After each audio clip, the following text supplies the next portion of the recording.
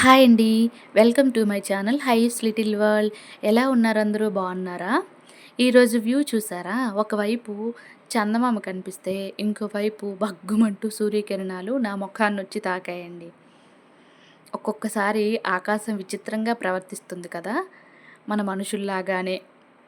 ఈ వ్యూ ఎందుకో అనిపించి మీతో కూడా షేర్ చేసుకుందామని వీడియోలో పోస్ట్ చేస్తున్నాను. చూసారా? రకరకాలుగా ఉంది ఆకాశమంతా. ఈ జర్నీ అంతా పక్కన పెడితే, ఈ జర్నీ నాకు కొంచెం ఎక్కువ టైమ్ టేకింగ్ అయింది. ఈలోపు మీతో ఒక విషయం షేర్ చేసుకుందాం అనిపించింది. ఎక్కడో చదివాను ఇది పేపర్‌లో ఎక్కడో. నాకు అనిపించింది. మీలో ఎంతమంది కనెక్ట్ అవుతారో చూద్దామని చెప్పి షేర్ చేసుకుందామని ఈ వీడియో చేస్తున్నాను. చాలా వరకు మనము నాకేం పట్టదు, నేను దానిలో ఇన్వాల్వ్ అవ్వను అనే మెంటాలిటీ చాలామంది ఉంటారు కదండీ! వాళ్ళకి ఈ వీడియో బాగా ఉపయోగపడుతుంది. ప్రతి విషయానికి పట్టనట్టు ఉండే తీరు మంచిదా? లేదా మనకి నెగెటివ్ ఎఫెక్ట్ ఇస్తుందా? అని మీకేమనిపిస్తుందో అది కామెంట్ చేయండి వీలైతే. కొన్ని సందర్భాల్లో మనం మాట్లాడటం కంటే మౌనంగా ఉండటమే మంచిదనిపిస్తుంది. కానీ మౌనంగా ఉండటం సమస్యల్ని ఇంకొంచెం పెంచుతుందని కూడా అనుకోవచ్చు. ఒక్కొక్కరి వ్యక్తిత్వం బట్టి ఈ అభిప్రాయం అనేది మారుతూ ఉండొచ్చు. వ్యక్తిత్వమైన, పరిస్థితులను బట్టైనా ఈ అభిప్రాయం మారుతూ ఉండొచ్చు కదా! అయితే నిజంగా సైలెన్స్ వల్ల మనకి యూజ్ ఉంటుందా? లేదా నష్టం ఉంటుందా? మీరేమంటారు? సైలెన్స్ అంటే కేవలం మాట్లాడకపోవడమే కాదు. ఎవరి ఇండివిడ్యువల్‌గా అంటే ఏమంటారది? ప్రైవసీ. సైలెన్స్ అంటే మాట్లాడకపోవడమే కాదు, ఎవరి ప్రైవసీని వాళ్ళు కాపాడుకోవటం, మనసుని ప్రశాంతంగా ఉంచుకోవటం, ఇంకా ఆలోచనలకి సమయం ఇచ్చుకోవటం. ఇలా ఆలోచిస్తారు. అంతవరకు ఓకే. కానీ మన సైలెన్సు ఎదుటి వాళ్ళు నమ్మలేరు. అలా అనిపించేటప్పుడు మాత్రం ఆ సైలెన్స్‌ని బ్రేక్ చేయాల్సింది మనమే కదా! లేదంటే మనకే కష్టాలొస్తాయన్నమాట. తెచ్చిపెట్టుకునే వాళ్ళమవుతాము. సైలెన్స్ అంటే కొన్నిసార్లు ఒక మాట వల్ల మనిషి బాధపడొచ్చు మన మాట వల్ల. ఇంకొన్నిసార్లు మనం ఒక్క క్షణం బాగా ఆలోచించి, ఒక్క స్టెప్పు వెనక్కి తగ్గి సైలెన్స్ ఒక్క నిశ్శబ్దం ఎన్నో సమస్యల్ని తగ్గిస్తుంది కదా! అది మంచిదే జరుగుతుంది. ఆ సైలెన్స్ వరకు ఓకే. కానీ ఏమీ పట్టనట్టు, ఏం జరుగుతున్నా నాకు ఈ ప్రపంచంతో సంబంధమే లేదన్నట్టు ఉండే సైలెన్సు మంచిదా? కాదా? అన్నది మీరే నాకు కామెంట్ రూపంలో తెలియచేయండి. నేను కూడా నేర్చుకుంటాను. కుటుంబంలో ఇంకా భార్యాభర్తల మధ్య, ఇంకా ఫ్రెండ్స్ మధ్య చిన్న చిన్న గొడవలనేవి సహజమే. ప్రతి మాట చెప్పడం వల్ల గొడవలు పెరుగుతాయి. ఆ టైంలో మాత్రము మనం సైలెన్సు అలవాటు చేసుకోవడం మనకే మంచిది. తర్వాత ప్రశాంతంగా మాట్లాడి మన సమస్యల్ని పరిష్కరించుకుంటే అదొక అచీవ్‌మెంట్ లాగానే ఫీల్ అవ్వాల్సొస్తది. లేదు తొందరగా తొందరపడి ఏదంటే అది అని తర్వాత గిల్టీ ఫీల్ అయ్యేదానికంటే ఇలా సైలెన్స్ మెయింటైన్ చేసి ఆహ్, మన వ్యక్తిత్వాన్ని కాపాడుకోవటం మంచిదే. ఆ సైలెన్స్ వరకు ఓకే. అలా కాకుండా ఏది పట్టనట్టు ఉండే సైలెన్స్ ఉంటది కదా! దాని గురించి నేను మాట్లాడుతున్నానిప్పుడు. ఏదైనా సమస్య లేదంటే ఏదైనా ఆర్గ్యుమెంట్ జరిగేటప్పుడు మన వైపు నుంచి పొరపాటు ఉన్నా, లేకపోయినా సైలెన్స్‌గా ఉండాలనైతే నేను చెప్పట్లేదు. అలా ఉన్నా కూడా ఎవరు నమ్మరు. ఎందుకంటే మనలో మార్పు సహజం కదా! ఎంత నిర్మలంగా ఉండే ఆకాశంలోనైనా, ఎగసిపడే ఉప్పొంగే సంద్రంలోనైనా నిత్యం యంత్రంలా మెదడు పనిచేస్తూ ఉంటుంది కదా! దానిలో కూడా ఆలోచనలు మారుతూ ఉంటాయి. ఈ క్షణం ఉండే ఆలోచన ఇంకొక క్షణానికి మారొచ్చు. అలా మార్పనేది సహజమే. అలా ఏ మార్పు లేకుండా ఒకటే సాధారణమైన జీవితం ఉండే ఆ సైలెన్స్ గురించి నేను మాట్లాడుతున్నాను. అది నిజమా? లేదా అబద్ధమైన సైలెన్సా? అని మనకు మనమే చెక్ చేసుకోవాలి.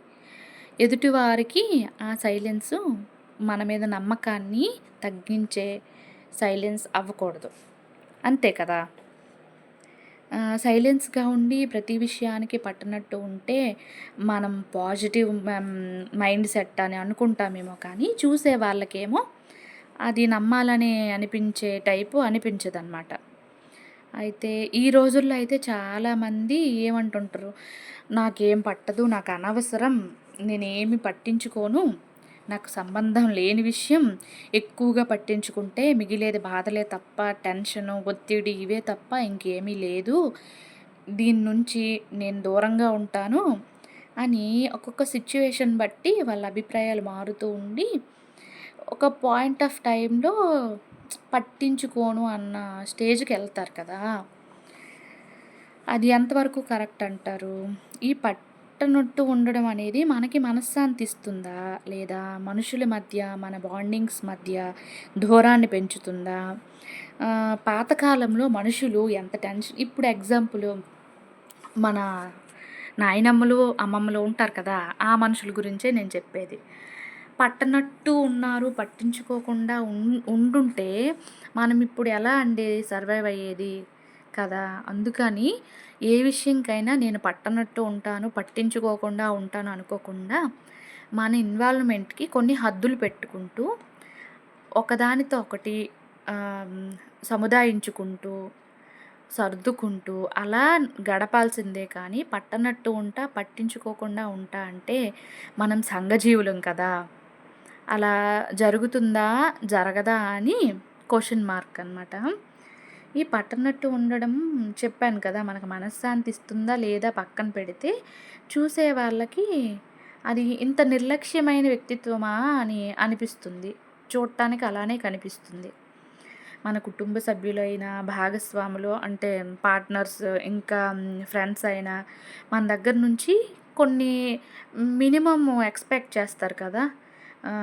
ఎఫెక్షను, ఇంకా ప్రేమ, ఆదరణ, లవ్, ఇంకా శ్రద్ధ. మనం వాళ్ళకి ఎంత ప్రియారిటీ ఇస్తున్నామో ఇవన్నీ ఎక్స్‌పెక్ట్ చెయ్యొచ్చు. అందులో తప్పేం లేదు. అవి మనం పట్టకుండా ఉంటే మన పట్ల వారికి కొంచెం 1, 2 ఛాన్స్ వరకు పర్వాలేదు కానీ, ఒక పాయింట్ ఆఫ్ టైమ్‌లో నిర్లక్ష్యం అనిపించొచ్చు మన పట్ల వారికి. అందుకని చెప్పి పట్టనట్టు ఉండడం అనే ఫీలింగు వర్డ్ పక్కన పెట్టి, అన్నింటినీ ఆచితూచి అలా కాలంతో పాటు నడుచుకుంటే మనకి, మన బంధాలకే మంచిది. ప్రతి విషయానికి పట్టనట్టు ఉండడం మనకి మనశ్శాంతినివ్వచ్చు. కానీ, అదే మన జీవిత విధానంగా మారితే మాత్రం మన సంబంధాలు, మన సంఘజీవులం గాబట్టి, మన కుటుంబ సభ్యులతో అయినా, లేదంటే సొసైటీలోనైనా మన సంబంధాలు చాలా ఖచ్చితంగా దెబ్బతినే స్థాయికే ఉంటాయి. అందుకని చెప్పి కంపల్సరీగా అదే స్టేజ్‌లో ఉంటాయి. ఏది పట్టించుకోవాలో తెలియడం జ్ఞానమైతే, ఏది పట్టించుకోకూడదో తెలియడం కూడా ఒక కళ అనమాట. అందుకని చెప్పి మనం గుర్తుంచుకోవాల్సింది కంపల్సరీగా ప్రతి విషయానికి స్పందించాల్సిన అవసరం మేబీ ఉండకపోవచ్చు. కానీ విలువైన, ఇంపార్టెంట్ అయిన విషయాలకు కూడా నేను పట్టనట్టు ఉంటాను అంటే, ఎదుటివారికి మన పట్ల వాళ్ళు నిర్లక్ష్యం, ఇంకా చేతకానితనం ఇవే వాళ్ళకనిపిస్తాయి. మన అవసరం లేకుండానే రోజులు గడిచిపోతూ ఉంటాయి. కాలక్రమేణా జరిగిపోతూ ఉంటుంది కాలం కూడా. ఎవరి ప్రియారిటీస్ వాళ్ళవి. ఎవరికి తెలిసినది, తెలియనిది వాళ్ళు చేసుకుంటూ పోతారు. మన పైన డిపెండ్ అవ్వాల్సినంత రోజులు కాదివి. కానీ మన వరకు మనం ఎంతవరకు